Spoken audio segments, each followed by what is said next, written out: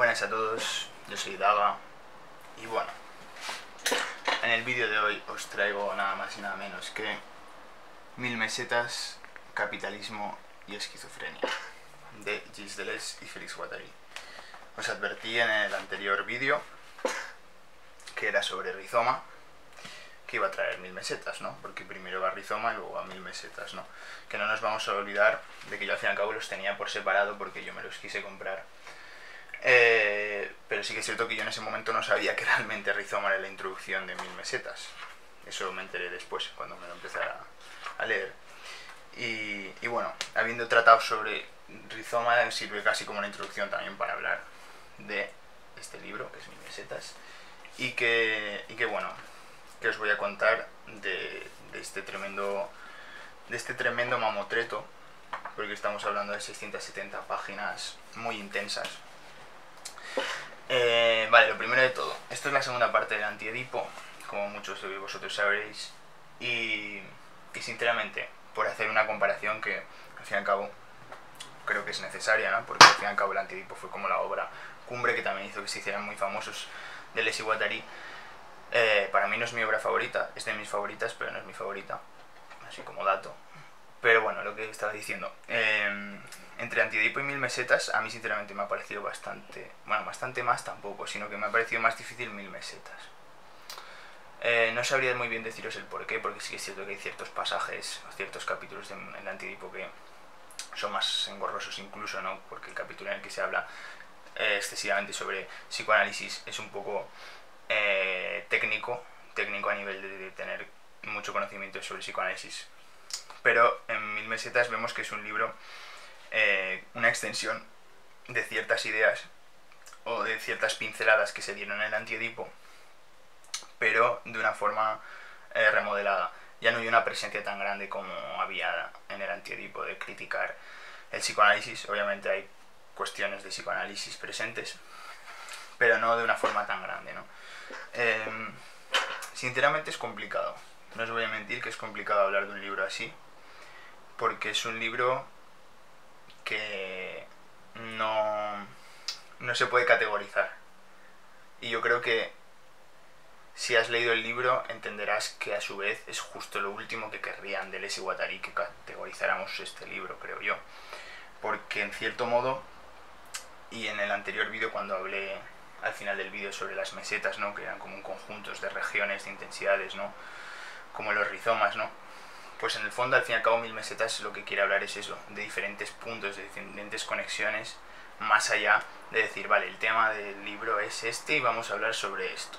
Esto está mal porque esto es así, esto es tal cual, tal. No, esto es un libro totalmente experimental, en el sentido de que nos van a hablar de muchas cosas.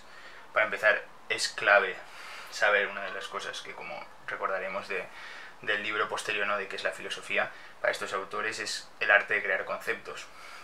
Y este libro está infestado de conceptos inventados por ellos.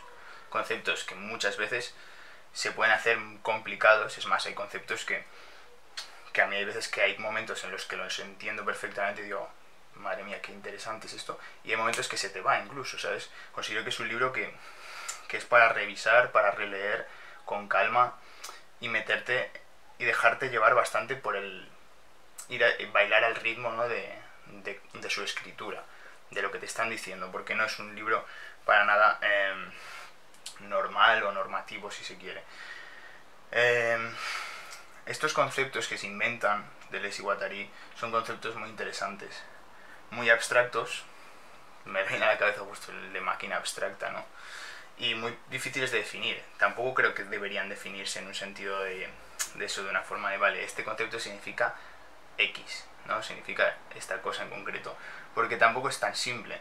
Porque su propia filosofía y lo que están tratando de hablar es justamente casi contrario también a veces de eso, ¿no? De tratar de encasillar una cosa de una forma tan simplificada en una conexión X, ¿no? En plan, cuando hablan de esta serie de conceptos, como puede ser el de territorialización, desterritorialización, cuerpos sin órganos, codificación, descodificación, miles. Es que hay tantos que no podría nombrarlos todos, ¿no? Pero bueno, de estos tantos conceptos de los que hablan, al fin y al cabo los hablan como herramientas herramientas que tienen un uso y sobre todo, y encima utilizando justo el concepto que ellos utilizarán hasta la saciedad, que es el de agenciamiento. Estos propios conceptos son como formas de agenciamientos, ¿no? Porque no pueden ser entendidos desde su única conexión tan solo. Es más, estos conceptos casi que tienen sentido en el momento en el que los unificas con otros conceptos. Como si fueran una serie de, no sé, de Lego, de puzzles. Una forma de conectar unos conceptos con otros que a su vez te dan una imagen global sobre algo concreto. Pero a su vez es transversal totalmente, porque son conceptos que, para empezar, y esto lo hablaba con ciertos amigos, ¿sabes? Porque tengo en concreto un amigo que le interesa mucho Deleuze y bueno, hemos hablado mucho respecto del antiedipo y demás. Y claro, para él es concretamente sobre todo un libro político, ¿no? Ante todo, ¿no? Crítica social, también crítica cultural. Pero es que a mí, también cada uno barre para su casa, ¿no? A mí la política me interesa mucho, me interesa también mucho la forma en la que hay un acercamiento a la política, pero es que a mí sobre todo también me interesa esta forma de ontología, porque yo al fin y al cabo veo que es un libro totalmente metafísico, ¿no? Ontológico, o sea, es una explicación, o sea, más que una explicación no sería la palabra, sino una expresión del mundo, de una forma totalmente formal. Tú literalmente lees ciertos conceptos que te encuentras en este libro y remiten a un estadio ontológico que rebasa cualquier tipo de llevándolos a sus conceptos, ¿no? De estratificación, ¿no? Digamos como que todo está compuesto por diferentes zonas, ¿no? y diferentes puntos. Entonces como que la forma en la que conectan determinados conceptos, ¿no? Es como que considero que son casi como una herramienta de articular el pensamiento que va más allá de de un campo en concreto.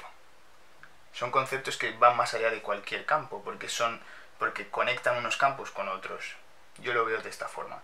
Y por eso, por ejemplo, el agenciamiento, ¿no? Es un concepto muy interesante por eso, ¿no? Porque al fin y al cabo yo cuando entiendo un agenciamiento, y volvemos a un ejemplo típico, pero a la vez en su ser típico a la vez es como muy visual, ¿no? Que es como ese agenciamiento, ¿no? Entre la orquídea y la avispa.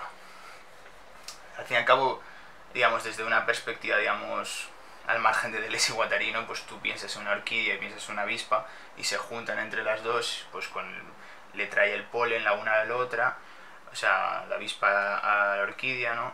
Y por así decirlo, la poliniza, etcétera. Bueno, pues algo que lo ves como normal, ¿no? Pero es que estos señores casi que lo verían de una forma en la cual habría un flujo, ¿no? En la cual esa avispa se desplazaría, ¿no? Y realmente se crea un agenciamiento en el cual dos puntos, dos singularidades concretas que no tienen nada que ver realmente, ¿no? Que es una avispa y una orquídea, realmente gracias a la una y a la otra se produce ese agenciamiento, ¿no? O como por ejemplo esas conexiones, ¿no? En plan, el flujo de leche, ¿sabes? Que sale de la teta de la madre, ¿sabes? Cuando el bebé está tomando leche, ¿no? En plan, diferentes flujos, cortes, conexiones que hay en la realidad desde diferentes individualidades, desde diferentes zonas, desde diferentes líneas. No sé. Es que también tengo que decir que es una filosofía muy compleja, pero a la vez es apasionante. Si te gusta esta filosofía, es apasionante la forma en la que se habla. Pero bueno, todo esto no sé por qué os lo estaba contando, porque también es tanta información la que se me pasa por la cabeza que se me va un poco el hilo conductor de lo que os hablo. Pero bueno, sí, volviendo al tema. La cuestión es que hay un conjunto, o sea, hay una barbaridad de conceptos que estos autores proponen y que a la vez son muy interesantes a la hora de concebir el mundo. Porque ya, como os digo, rebasan una única forma de concebir el mundo, en el sentido de que no se quedan simplemente en un campo concreto. Bueno, voy a meterme un poco de lleno con lo que es la estructura. Yo os voy a recomendar una cosa un poco extraña que yo creo que os podría venir bien. Como es obvio, aparte de leerte la introducción que te introduce al libro, yo lo que os recomendaría, pero totalmente, es que os leáis primero la conclusión, pero sin duda, Más que nada porque la conclusión en el fondo es como si fuera un glosario en el que nos están explicando los diferentes conceptos. Estratos, estratificación, agenciamientos, rizoma, plan de consistencia, cuerpos sin órganos, desterritorialización, máquinas abstractas y bueno, habría más conceptos o conceptos que están muy integrados unos con otros. Pero bueno, yo creo que es muy interesante, yo no lo he hecho, pero es un aprendizaje para el futuro si me lo vuelvo a leer, que lo haré seguro algún día. Pues es un gran aprendizaje, ¿sabes? Porque al fin y al cabo es bastante resolutivo. No, ya digo, no es una explicación como si fuera algo cerrado, como esto significa esto, pero sí que es como una forma de concebirlo, ¿no? Más o menos te dan ciertas pautas para entender estos conceptos y que a su vez a lo largo del libro, como los van a estar utilizando constantemente, y al ser un libro, como os digo, tan experimental, porque al fin y al cabo están creando como un idioma, ¿sabes? Si tú creas un concepto con un sentido particular que no existe, que estás hablando sobre una cosa, un fenómeno concreto del pensamiento, si se quiere, que no existe, al fin y al cabo estás como creando un idioma, en cierto modo, o un idioma entero no, sino como una parte del idioma.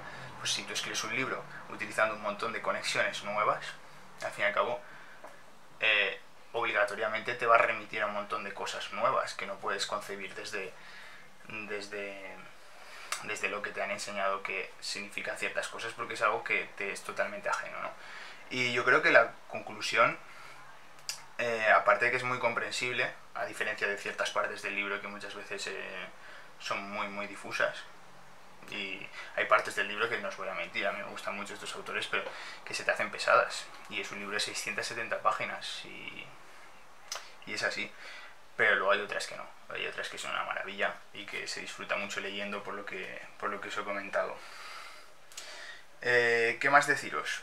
A ver, el libro, claro, es que tampoco me voy a meter mucho con el contenido porque no podría empezar ni acabar. Prefiero cerrarme a hablaros un poco de las cosas principales. Lo que sí que os puedo decir es que es un libro que pienso que todavía es bastante inexplorado. O sea, a lo mejor, esto que digo a lo mejor es un poco... ¿cómo decirlo? Un poco temerario por mi parte, ¿no? Porque obviamente ya este libro tendría 45 años, se puede decir que es un clásico, ¿no? Para la filosofía contemporánea, si se quiere.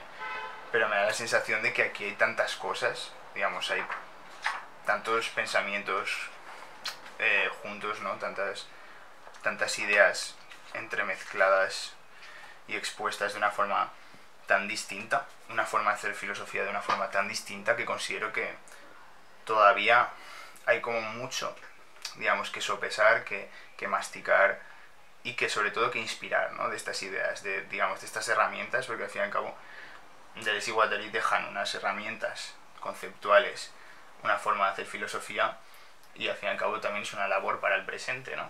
Porque toda esta forma de ver el mundo, no digo como para hacer justamente un calco, como hablábamos el otro día, sino al contrario, ¿no? Para hacer un mapa, para llevar esto más allá, para utilizar estas herramientas y desde ellas criticar aquello que no se esté de acuerdo, pero a la vez como inspirar para contemplar, digamos, la filosofía de esta forma tan creativa, creativa que no hay que confundirlo con que no sea rigurosa. Al fin y al cabo es flipante lo que estas personas hacen, porque como os decía antes, no es un libro que puedas...